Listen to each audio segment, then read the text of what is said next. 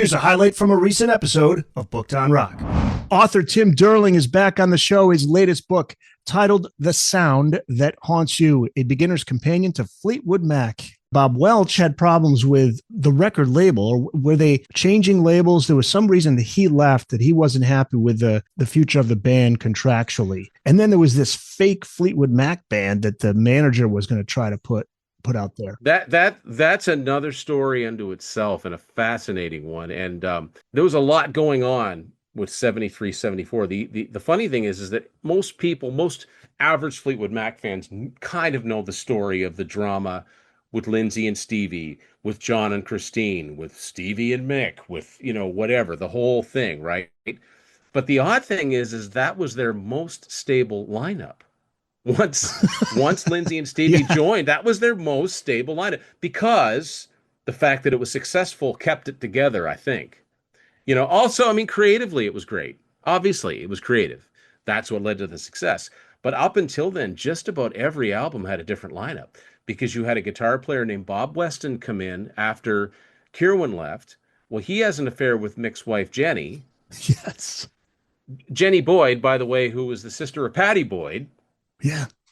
So, so you read about that and you go down all these rabbit holes, like suddenly it makes a lot of sense. But anyway, or does it? Well, that's what makes the story of Fleetwood Mac so fascinating, the history of this band. But there was already plenty of drama before Lindsay and Stevie came along. It's just you didn't hear about it, right? Because they weren't a high profile band. You were not on Warner Brothers either. No, they were. Or they were. Oh yeah. They were on Warner Brothers from then play onward. Okay. Reprise, Warner, all the same kind of thing. Oh, okay. Yeah. In the early days, it was confusing because in the UK, they were on this label called Blue Horizon. They came out in North America on CBS and then Warner reissued them.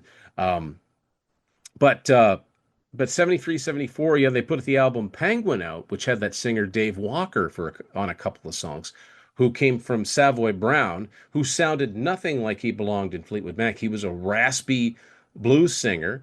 And if Black Sabbath fans know that name, he was the guy that was in Black Sabbath for like a second in 1978 when Ozzy briefly left before Never Say Die. So you can see like a BBC clip of them doing, I don't know, I'm not up on my Sabbath, but I think one of the songs that ended up on Never Say Die with this Dave Walker on vocals. Wow. So he was in Black Sabbath for a second. So and then he didn't last.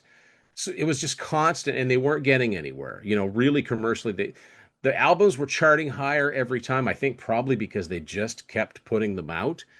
But yes, there was a situation, and I think the Bob Weston, Jenny Boyd, Fleetwood situation had much to do with it. Mick did not want to tour, but their manager, Clifford Davis, who my understanding was a real snake of a manager. Sounds like it. Already had a tour booked. So he put these guys together that were in an English band called Stretch and put them on tour as Fleetwood Mac. Or as the new Fleetwood Mac, or... I don't know how it was billed exactly, but the odd thing about that is that this band Stretch eventually recorded a cover of Showbiz Blues. And I mentioned that where I talk about all the cover versions. Now, I'm excited to hear this, and I'm giving a plug to another author.